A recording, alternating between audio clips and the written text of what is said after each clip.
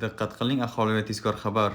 O'zgidromet markazi 11 apreldan 14 aprelgacha ob-havo ma'lumotlarini e'lon qildi.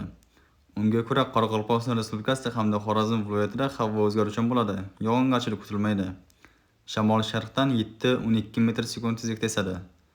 14 aprelda ayrim joylarda 13-18 metr sekund tezlikgacha kuchayadi. Harorat kechasi 10-15 daraja iliq, kunduz kunlari 23-28 daraja iliq bo'ladi.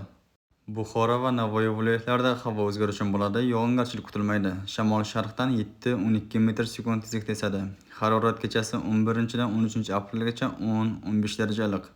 14 aprelda 12-17 daraja iliq.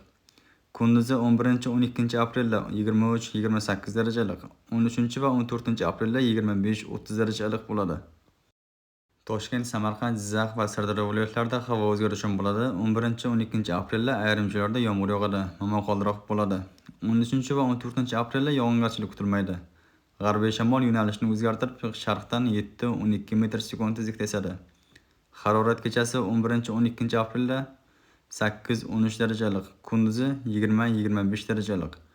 13-14 aprelda kechasi 10-15 daraja iliq, kunduzi 23-28 daraja iliq bo'ladi.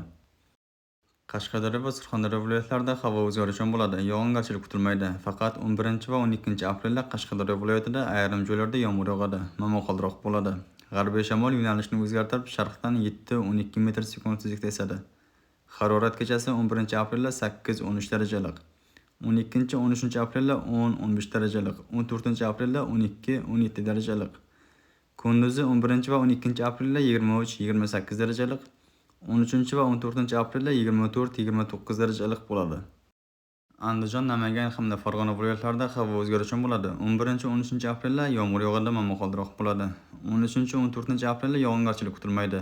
Sharqiy shamol yo'nalishini o'zgartirib, g'arbdan 5-10 metr sekund tezlikda esadi. Harorat 11-12 aprelda kechasi 8-13 daraja iliq, kunduzi 20-25 daraja iliq. 13-14 aprelda kechasi 10-15 daraja iliq, kunduzi 23-28 daraja iliq bo'ladi. O'zingizni asrang, xayr, salomat bo'ling.